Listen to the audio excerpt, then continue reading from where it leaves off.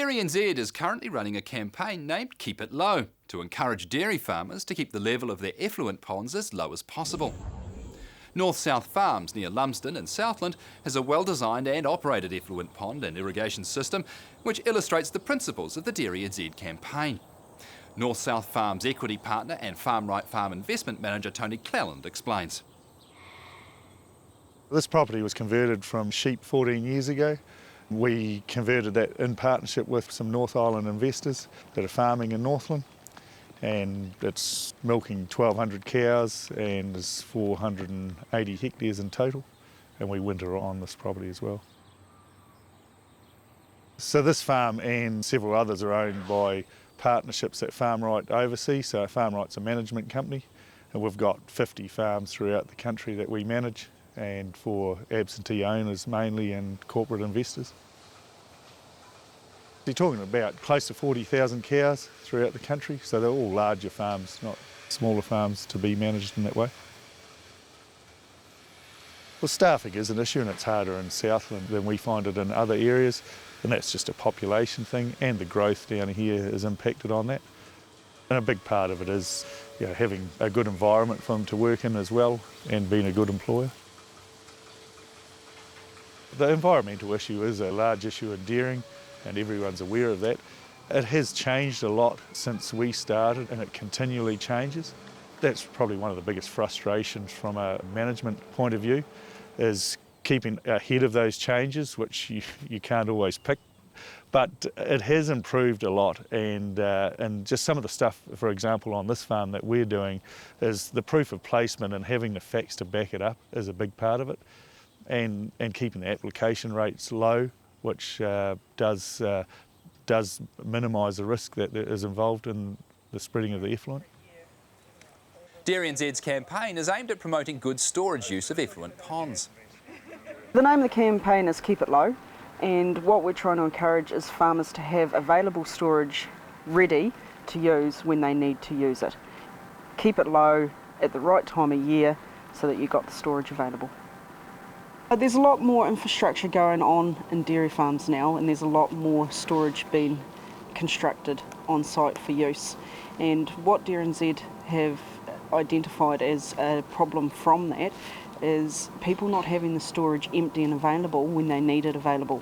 So we're just prompting people to remember to put it out when they can. It's not always first in your mind to empty a pond when the sun's shining, but that's the best time to do it. What we're seeing in this shed is cutting edge technology. It is out there, it is available, and as far as reducing risk, it is very important to consider it as part of your farming system. I'm not promoting that everyone go out there and install the best of everything, but to identify what they need to safely discharge effluent at the right time and to get the full nutrient benefit of the discharge. What we're implementing, and this is farm's a bit of a trial farm, is electronic recording through GPS and real-time monitoring. And that's monitoring pond levels, where the effluent's gone, how deep it's gone on, and the time frame and the nutrients that have been placed with that. And that's tied up with a whole system around monitoring cows through EID reading, weighing, and the fertilisers GPSed with the trucks as well, and weather information. One of the things we started with was having staff on farm recording all this manually, and it was just the hassle of doing it, and they spent more time gathering the information than using it for management decisions. So we've gone to Ag Hub and Smart Farm Services that have together provided us with a solution that is doing it automated. As things are being done on farm, the information's been gathered without the staff having to do much at all. To try and get it so we can record it for 50 farms throughout New Zealand wasn't a simple request. And the three companies, including ourselves, are starting to work together pretty well and see some real benefit in the way that's happening. In this farm here, I think by the end of this year we will have spent up to about $30,000 on getting the information, and that will include auto draft, and the information for monitoring all the effluent system and cow weights. But there's no limit to how much you can spend on that. We want to have it at a level that it's overview information that is accurate, and that we are spending the management time on making decisions off it rather than creating it.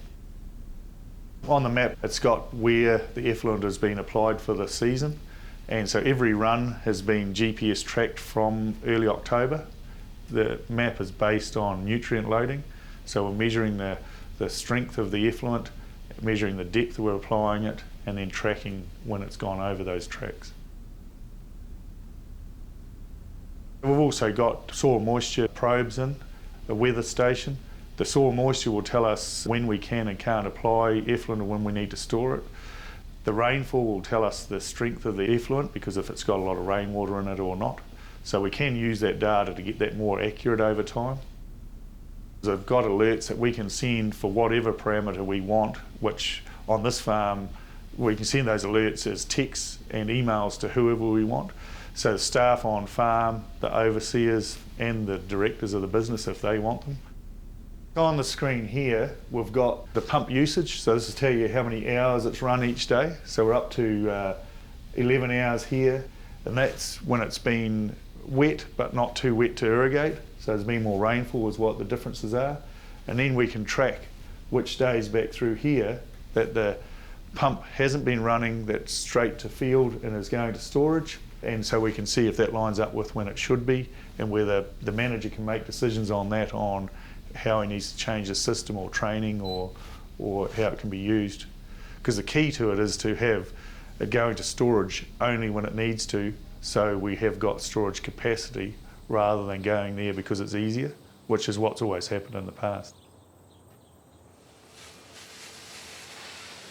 From the shed it goes into a sump that is pumped straight out to the irrigator when the conditions are right. And then once it gets to 85%, it's pumped over to a weeping wool pond that filters the solids out, and that is then pumped into the storage pond here. So the storage pond here is 60 days storage, and from here it's pumped out to K-line, so we can use this when the conditions are wetter and pulse irrigate. There's less of an impact on the environment, there's no question about that, and the nutrients are getting used and spread over a wider area, and it is a savings on the fertiliser budget. So that is an investment.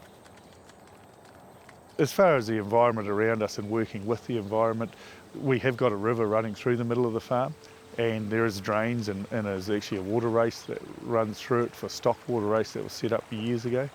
And so we have to be aware of that. So in our system, we plug in those to the system, and the irrigator can't work close to those systems, so we have a buffer zone. So if you've got a staff member that is setting it up where it shouldn't be, or isn't trained and is doing something outside those parameters, it stops that. And when we're wintering, we need to take that into account on where the winter crops are going and the impact that has. The challenge going forward is implementing the systems, and to be able to show that we can put on low application rates at the right time and show what impact that has on the environment. And one of the biggest risks is, one of the biggest challenges is, I think some of the things we're putting in today won't be required in 2 to 5 years' time, but that's just the environment we're working in.